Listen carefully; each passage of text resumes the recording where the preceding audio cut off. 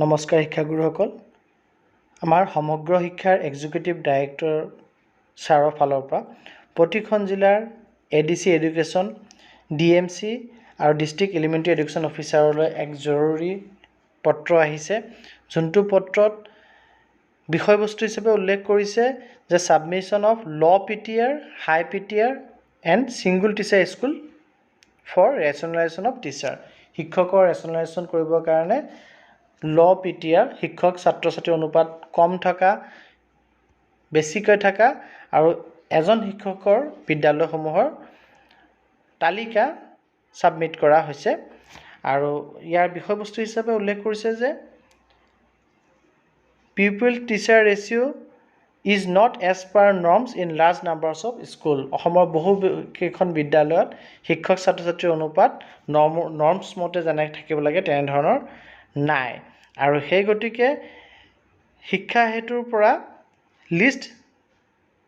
উলিওৱা হৈছে জেনাৰেট কৰা হৈছে আৰু এই পত্ৰটিৰ লগত গাঁঠি দিয়া হৈছে লিষ্ট কেনে ধৰণৰ লিষ্ট থাকিব এটা লিষ্ট থাকিব ল পিটিআৰ আৰু এটা লিষ্ট থাকিব হাই পিটিআৰ এলপি আৰু ইউপিৰ কাৰণে আৰু এটা লিষ্ট হৈছে সিঙ্গল টিচাৰ স্কুলছ কোনবিলাক বিদ্যালয়ত আছে সেই বিদ্যালয়বিলাকৰ তালিকা আৰু এই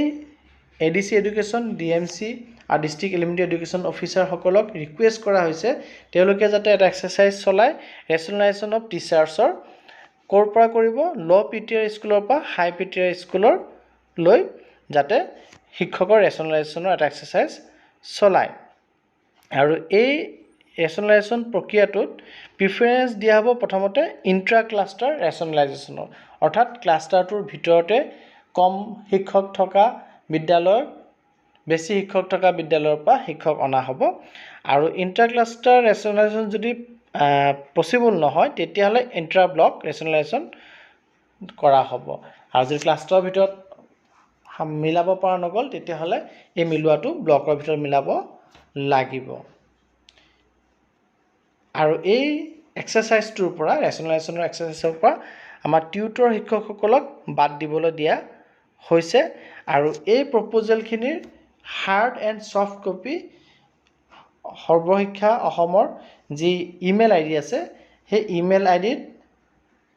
31 মে 2024 ভিতৰত ছফ্ট কপি যাব লাগিব আৰু হাৰ্ড কপিও তাৰ লগত সাবমিট কৰিব লাগিব উইদাউট ফেইল বুলি এই আৰটিত উল্লেখ কৰিছে অৰ্থাৎ আজিৰ ভিতৰত এই ছফ্ট কপি ষ্টেটলৈ পঠাবলৈ দিয়া হৈছে